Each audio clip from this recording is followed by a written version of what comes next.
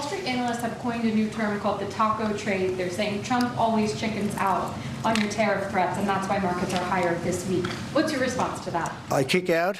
Chicken out. Oh, isn't that nice? Chicken out. I've never heard that. You mean because I reduced China from 145% that I set down to 100 and then down to another number? And I said you have to open up your whole country. And because I gave the European Union a 50% tax tariff, and they called up and they said, please, let's meet right now. Please, let's meet right now. And I said, okay, I'll give you till July 9. I actually asked them, I said, what's the date? Because they weren't willing to meet. And after I did what I did, they said, we'll meet anytime you want. And we have an end date of July 9th. You call that chickening out? Because we have $14 trillion now invested, committed to investing when Biden didn't have practically anything. This country was dying. You know, we have the hottest country anywhere in the world. I went to Saudi Arabia. The king told me. He said, you got the hottest we have the hottest country in the world right now. 6 months ago, this country was stone cold dead. We had a dead country. We had a country people didn't think it was going to survive, and you ask a nasty question like that. It's called negotiation. You set a number. And if you go down, you know, if I set a number at a ridiculous high number and I go down a little bit, you know, a little bit, they want me to hold that number, 145% tariff. Even I said, man, that really got up. You know how it got? Because of fentanyl and many other things, and you added it up. I said, where are we now? We're at 145%. I said, whoa, that's high. That's high. They were doing no business whatsoever, and they were having a lot of problems. We were very nice to China. I don't know if they're going to be nice to us, but we were very nice to China. And in many ways, I think we really helped China tremendously because, you know, they were having great difficulty because we were basically going cold turkey with China. We were doing no business because of the tariff, because it was so high. But I knew that. But don't ever say what you said. That's a nasty question. Go ahead. To me, that's the nastiest question. Wait a minute. Wait. Go ahead, please. All right, guys. So we got to talk about what appears to be, at the very least, as of right now, a temporary setback for President Trump when it comes to his trade agenda. Okay, President Trump has implemented sweeping tariffs across the board in order to reorganize global trade. Now, for the most part, Wall Street, mainstream liberal media, Democrat Party, they have been boohoo whining and crying about President Trump trying to get better trade deals for the American people, for American companies, and to incentivize people or companies to build here in America, okay, to make things here in America, especially when it comes to goods and services that are deemed essential for national security, okay? And once again, we have some judges who have stepped in and said, hey, we run this country, not the President of the United States, okay? And that's what we have to talk about. But I want people to understand not every company is bearish or negative about President Trump's trade agenda. Like, for example, you have some companies like NVIDIA. The CEO came out and said, you know, hey, I actually am standing with the president when it comes to his trade agenda and what he's trying to do in order to incentivize more manufacturing here in America. Take a look. Said during the earnings call that you trust President Trump and that the president has a vision and a plan. Could I ask if you've talked to him about that plan and if it includes coordinating with NVIDIA on policy adjustment that relates to changes in technology export controls? Well, obviously, I don't know all of his ideas, but let me tell you about two that are incredible. The first one is utterly visionary. The idea of tariffs being a pillar of a bold vision to reindustrialize, to onshore manufacturing, and motivate the world to invest in the United States and is just an incredible vision. I think this is going to be a transformative idea for the next century for us. We're all in on the idea. We're setting up plants and encouraging our partners from around the world to invest in the United States, and we have a lot of stuff going on, and so I'm very excited about that.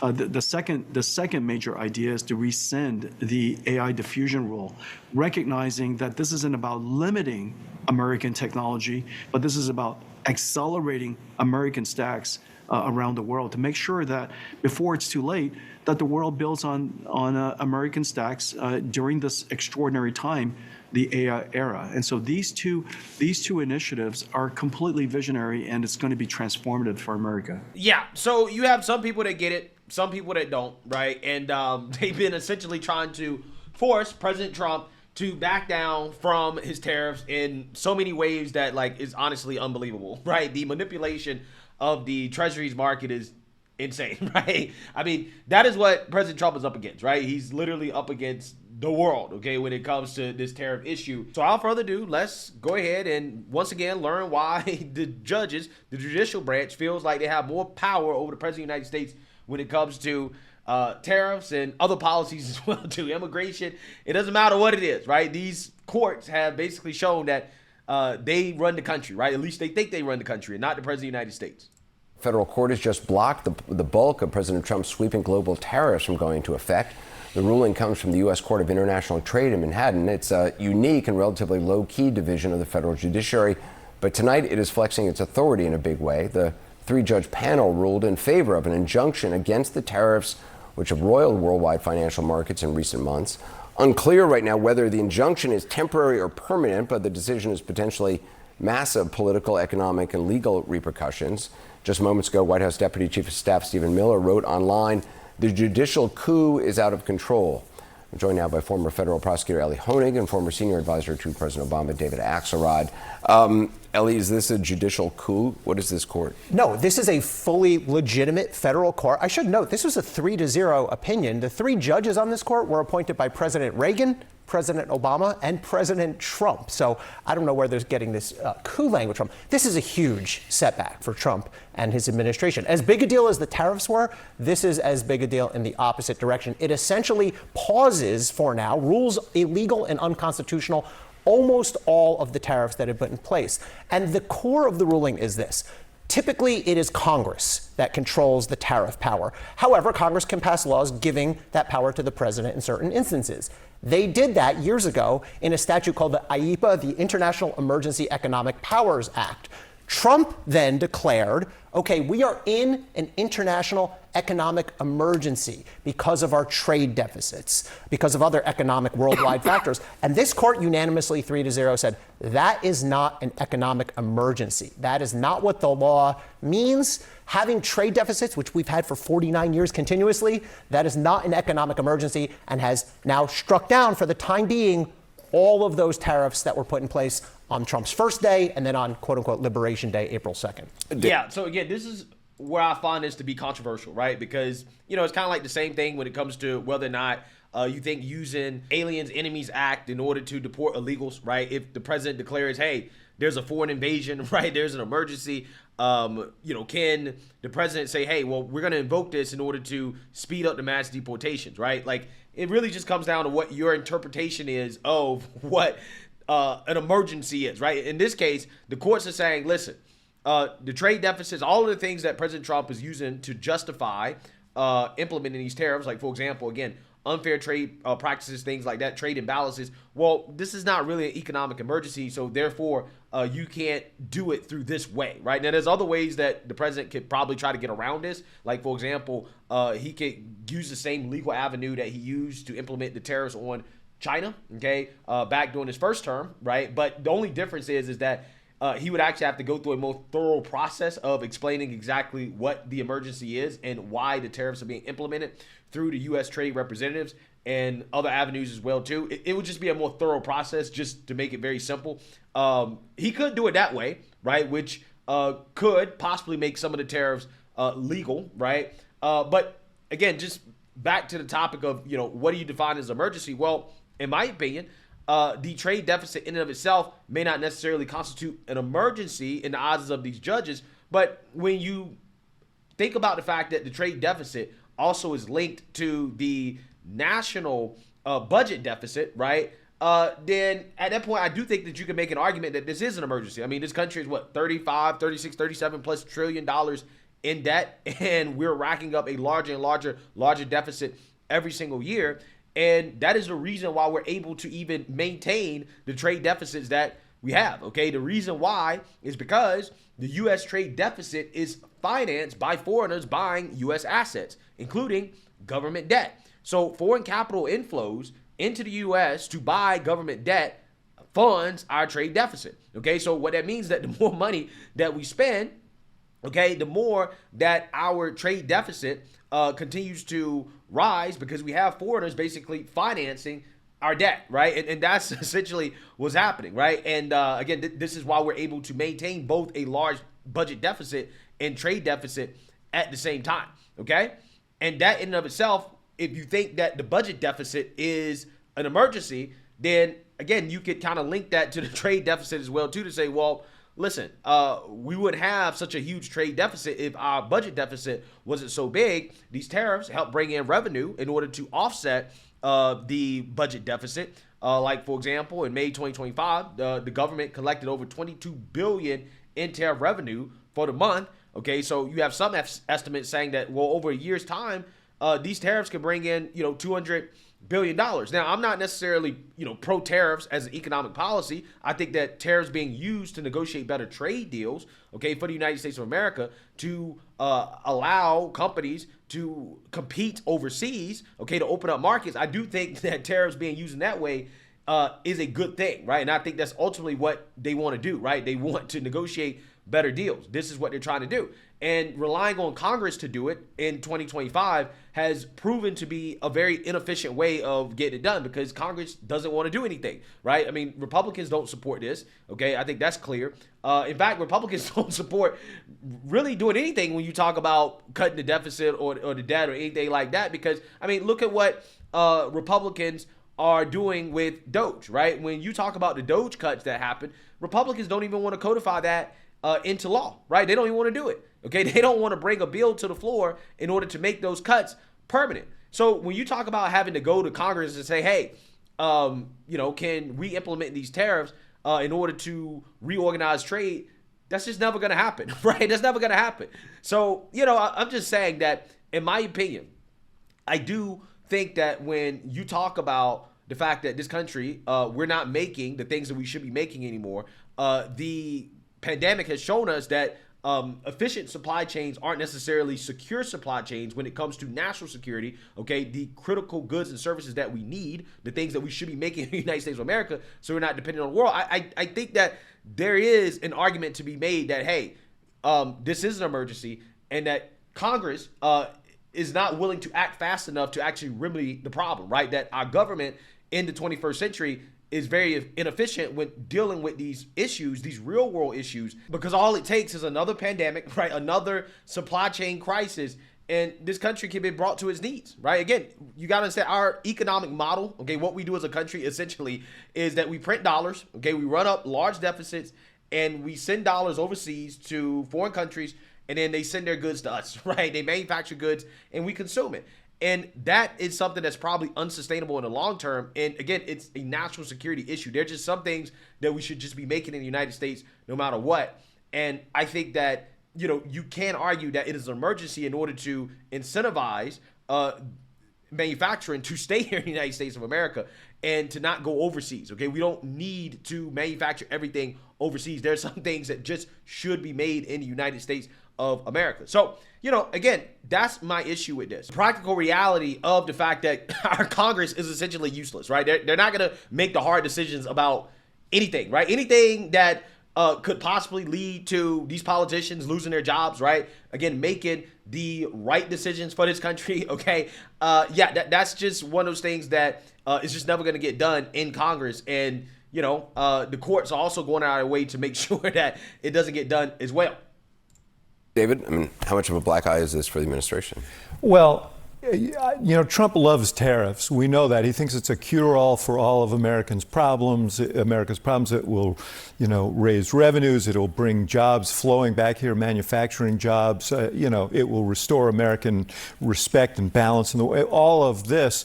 But, in a weird way, in the short run, I think it creates a lot of havoc because everyone's trying to figure out when this, in the long run, it could save him from himself because these tariffs or bad economic policy, and these tariffs could raise costs on Americans. They're already starting to, so if the result of it is he's stymied in doing something that's going to raise costs for people, it may be a black eye, but it may also be a break for him.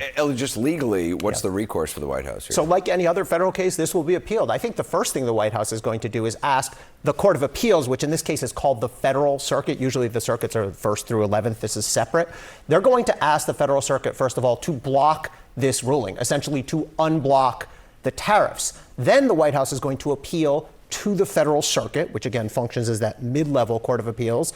And then whoever loses there, I think, is very likely to appeal up to the U.S. Supreme Court. This could wind up in front of the U.S. Supreme Court.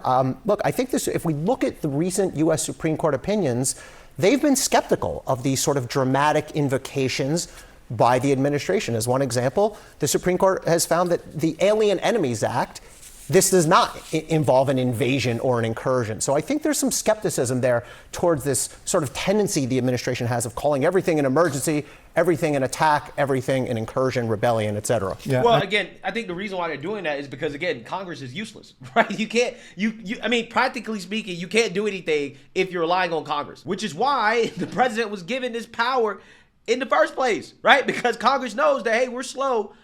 So therefore, presidents should be allowed to impose sanctions and trade restrictions without explicit congressional approval. Okay. But, now you have the courts essentially rewriting this law that gave the president his power because, well, we just don't like what Trump is doing, right? We don't like the way Trump is using it, even though past presidents have used this law in order to put economic pressure on adversaries. Now, they're basically saying that what Trump is doing is too broad, right? It's too broad when you apply this to our so-called allies, right, who, are implementing unfair trade barriers on the United States of America. Where you're going too far, right? You're going too far with it. But it's okay when you do it against Iran and North Korea and Russia. You don't need to go through Congress to do that, right? When you put sanctions on Russia, you don't need to go through Congress to do that. But, hey, if you want to punish France or Germany or Canada or Mexico or any other country for not living up to trade agreements, well, no, the president can't do that, right? The president can't do that.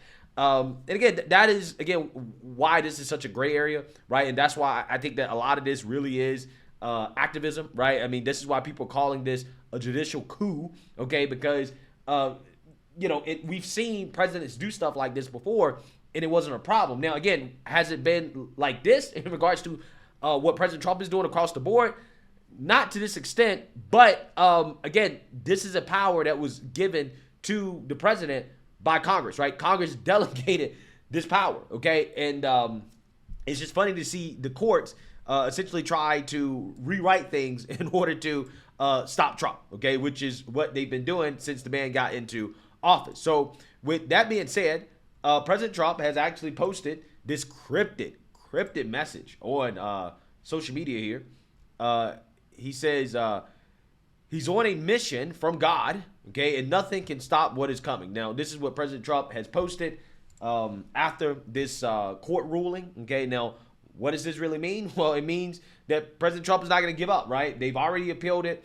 We're going to see if it works its way up to the Supreme Court, what they're going to say, what they're going to rule. I'm just saying that I find it interesting how, once again, we have these judges telling the President of the United States that, hey, you can't define what an emergency is when it comes to foreign policy, because that's ultimately what this is about, right? This is about dealing with foreign countries, and the president has the power to negotiate and to deal with foreign countries when it comes to these types of issues. Again, Congress gave the president this ability, okay, when it comes to implementing tariffs and sanctions and things like that. Now, all of a sudden, they don't want Trump to have the power that previous presidents have had. But regardless, there'll work ways around this, okay? It seems to me that the president is going to have to probably try to go through the same legal avenues that he went through to implement the tariffs on China back during his first administration. It's just going to take more work, and it's just going to take more time, right? So that's probably what they're going to have to do, okay, if things don't go well in court. That route is a more legally tested route that will be harder for individuals to challenge in court. And we're going to see exactly what happens. But once again, we're seeing the judicial branch show us that, hey, They don't believe that the president is the commander in chief, that the president should actually have the ability to run the country and to, make decisions on behalf of the American people. So let me know what you guys think. Make sure you like, comment, and subscribe. Most importantly, share a Black conservative perspective. Peace.